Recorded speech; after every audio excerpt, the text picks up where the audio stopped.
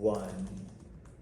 Madam Speaker, ladies and gentlemen, wanting more in a relationship and wanting the best out of life is not necessarily bad.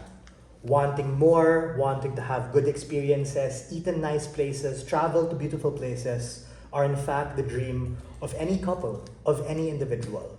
And we think that it's completely a valid choice for people to want to aspire and dream towards these particular things and be set up for success when they are at least with a partner who is closest towards that particular reality. We tell you that on average, relationships are going to be better on our side when we actually have a narrative that pushes them out of their comfort zone and holds them accountable to be able to bring out the best in themselves and the best in people. Here are a few key points of framing we think are crucial for the round.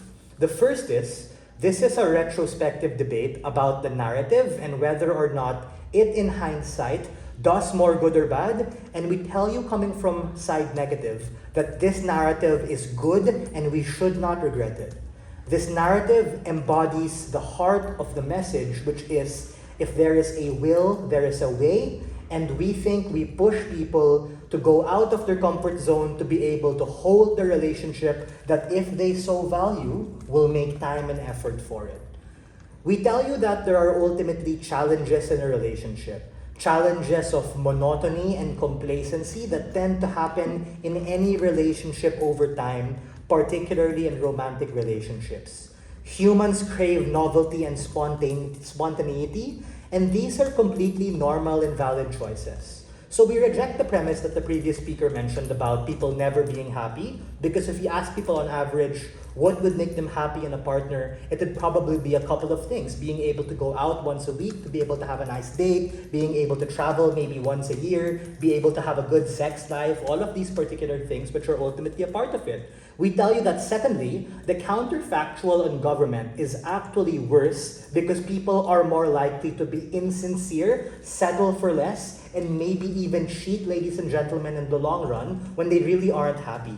Side government gives you this illusion of empathy, but in reality, it is an illusion, ladies and gentlemen, which is really a fancy way of saying, I'm just going to be able to settle for something because we think that it's completely valid for people to want more. We tell you, yes, there are many extraneous and nuanced reasons as to why a partner cannot give you X, cannot give you Y, cannot give you Z. But the solution isn't to settle for less and tolerate all of their particular behavior, because that's more likely to plant a seed, ladies and gentlemen, a seed of resentment that breeds complacency. So what is my argument today? All responses will be integrated. My argument is about why this narrative allows people to opt out of incompatible relationships sooner rather than later. This opting out is a valid choice. And ultimately, you save people more money and more time on our side when they're able to break away from things which at the get-go are not going to be compatible. And the impact here is that on average, relationships are going to be better when we have this narrative as an incentive structure to push partners to be the very best of themselves. Simply because it's not going to bankrupt you to buy a bouquet of flowers or buy a chocolate or be able to buy particular things that they want. Now, their side is going to say, you're so materialistic. What if you can't afford really expensive luxuries like Hermes and all of these cosmopolitan things which are now shoved down upon your throat? We think that if you are a woman and you really demand that high level of something from your partner, it is something justified to yourself to be able to want that, and you should not settle for less. Meaning, even if you love that partner, but they can't give you what you want at the point in which you want it, is the point in which you have a valid choice to be able to opt out of that relationship. So we're telling you a scenario analysis here. If they're able to do it or gravitate to the average, meaning, I can't buy you an Hermes, honey, I can't buy you a Lambo, I can buy you another kind of bag or another kind of thing, that makes the relationship on average better. But the point in which you're still not happy because you're super brand conscious is the point in which you should be allowed to be able to terminate that. It's going to be sad and heartbreaking for the guy, but at least you will not be able to be entrenched in that particular relationship for that too long. Now, what did their side tell us, right? They told us Firstly, that social media influences us and a point of comparison is created. In fact, this point of comparison is actually what breeds